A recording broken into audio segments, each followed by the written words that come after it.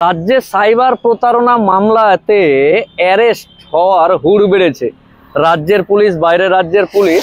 তো অনেক ক্ষেত্রে যখন আমি বলতাম, এর আগে অনেক বলেছি যে সাইবার প্রতারণা বা ব্যাংক অ্যাকাউন্ট ফ্রিজ, লিন হয়ে যাচ্ছে, ঠিকঠাক করো রে ভাই, এই রে ওই রে অমুক রে তুমুক রে। কিন্তু আজকে বলছি যে হুড় বেড়েছে। হ্যাঁ, আমার অফিসে আমি কতগুলো মামলা যারা অ্যারেস্ট হয়েছে তাদের দায়িত্বে আছে জানেন? বীরভূমের একজন উত্তরাখণ্ডের জেলে আছে, মামলা চলছে, এখনো জামিন হয়নি। উত্তরাখণ্ডে একজন আছে। বর্ধমানের অ্যারেস্ট হয়ে আছে মুম্বাইয়ে, কি বলে ওটা, জলপাইগুড়ির একজন অ্যারেস্ট হয়ে আছে ইয়েতে, কি বলে ওটাকে আপনার, মহারাষ্ট্রের ডোংরি। আর জলপাইগুড়ির অ্যারেস্ট হয়ে আছে কর্ণাটকের ব্যাঙ্গালোর। ঠিক আছে, এরকম অজস্র মামলা অ্যারেস্ট হয়ে আছে, কতগুলো গুণে আপনাকে দেখাবো।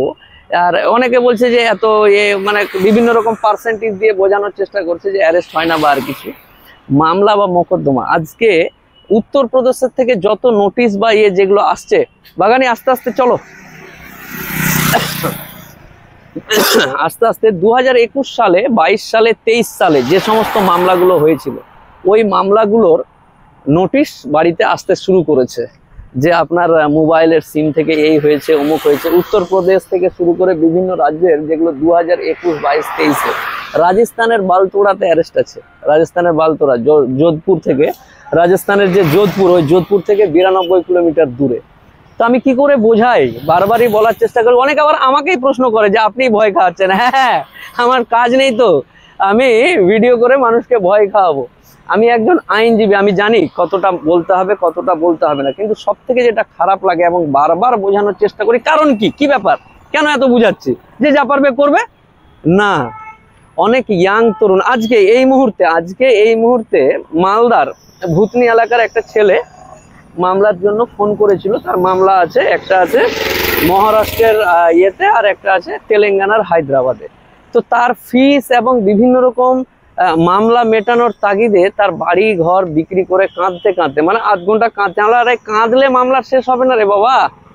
এইসব ব্যাপার স্যাপারগুলো আছে। সব মিলিয়ে যেটা বোঝাতে চাইছি যে অনেক গরিব মানুষ আছে যারা বিভিন্ন রকম ভাবে এই প্রতারণের চক্রে, যারা এই মামলাগুলোতে পড়েছে, তারা কিন্তু কোনো না কোনো দিক দিয়ে, কেউ লোভের কারণে হোক, কেউ পাকামির কারণে হোক, কেউ অল্প সময়ে বড় লোক হয়ে যাব তার কারণে হোক, বিভিন্ন রকম কারণ হতে পারে। বা কেউ বলেছে যে হ্যাঁ অ্যাকাউন্টটা দিয়ে দাও, আমি 20,000 টাকা দিব। কেউ বলেছে যে কোনো কিছু হবে না, আমি তো আছি, আমাকে চিনিস না তুই, আমি তোকে বিপদে ফেলবো। এটা হতে পারে না, এটা হতে পারে না। তো আমাকে কোনো ব্যাপার না, ওই আমার একজন টাকা পাবে, পাঠিয়ে দিবে। এইরকম করে কত কনস্ট্রাকশন বিজনেস, ওই বিভিন্ন রকম মামলাতে সব অ্যারেস্ট হচ্ছে। মায়া লাগে। অফিসে এসে যখন সবাই তাদের কারণগুলো বলে, বিশ্বাস করবেন না, যারা আমার অফিসে এসছে জানে যে কত গরিব মানুষ জীবনে হয়তো টিপি ফোন ছাড়া কিছুই জানে না, মামলা খেয়ে বসে আছে। কি কেন? ওখানে গিয়ে দেখতে পাওয়া যাচ্ছে যে কত রকম কি হয়েছে আর কি। তো সব ডিটেলসগুলো ওখানে দেখতে পাওয়া যায়। যাই হোক, এইটুকুই শুধু বলবো যে মামলার হুড় বেড়েছে। এই হুড়ে আপনি যে ব্যাংক অ্যাকাউন্ট বা এই প্রতারণার মামলার সাথে যে আপনি যুক্ত হয়েছেন, তাতে আপনি অ্যারেস্ট হচ্ছেন না তো বা আর কিছু, এই বিষয়গুলো খেয়াল রাখবেন। ভালো থাকেন। মামলা হয়েছে, মামলা মিটাতে হবে রে বাবা, যে করে হোক, এনি কস্ট মামলা মিটাতে হবে। এনি কস্ট মামলা মিটাতে হবে। কি করে মিটাবেন, কার কাছে মিটাবেন? গলায় গামছা দিয়ে হাত জোড় করে ক্ষমা চেয়ে মিটাবেন, না কোর্টে গিয়ে, আদালতে গিয়ে জজের সামনে মিটাবেন, না লম্বা হয়ে শুয়ে মিটাবেন, আপনার বিষয়। কিন্তু মামলা হয়েছে মানে মিটাতে হবে। আপনি যে প্রতারণা করেননি সেটা গিয়ে যেখানে মামলা হয়েছে সেখানে বোঝাতে হবে। বাড়িতে বসে মেল করে দিলাম, চিঠি করে দিলাম, নোটিশ পাঠিয়ে দিলাম, আমি তো কিছু করিনি বলে দিলাম, এগুলো করে হবে না। যেখানে মামলা হয়েছে সেখানে মামলার কাগজ বগল দাবা করে গিয়ে, সেখানে গিয়ে তার সাথে কথা বলে, কে করেছে, কেন করেছে, কি ব্যাপার, আচ্ছা এটাকে মিটানো যাবে কিনা, না কোর্ট থেকে করতে হবে, সামগ্রিক জিনিসগুলো বুঝে শুনে তারপরেই।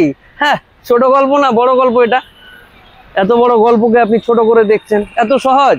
আচ্ছা, অনেকে বলে যে আমার 1 টাকা ঢুকেছে, 2 টাকা ঢুকেছে। আরে টাকা কি ঢুকেছে ওটা বড় কথা নয়। কোনো মেয়ের গায়ে তুমি হাত দিয়েছো, না শ্লীলতাহানি করে পুরো জামা কাপড় খুলে ফেলেছো, না রেপ করে নিয়েছো, না ধর্ষণ করে নিয়েছো, যেটাই হোক, যেখানে মামলাটা হয়েছে সেখানে গিয়ে আপনাকে মিটাতে হবে। যাই হোক, ভালো থাকুন, পরে আবার কথা হবে।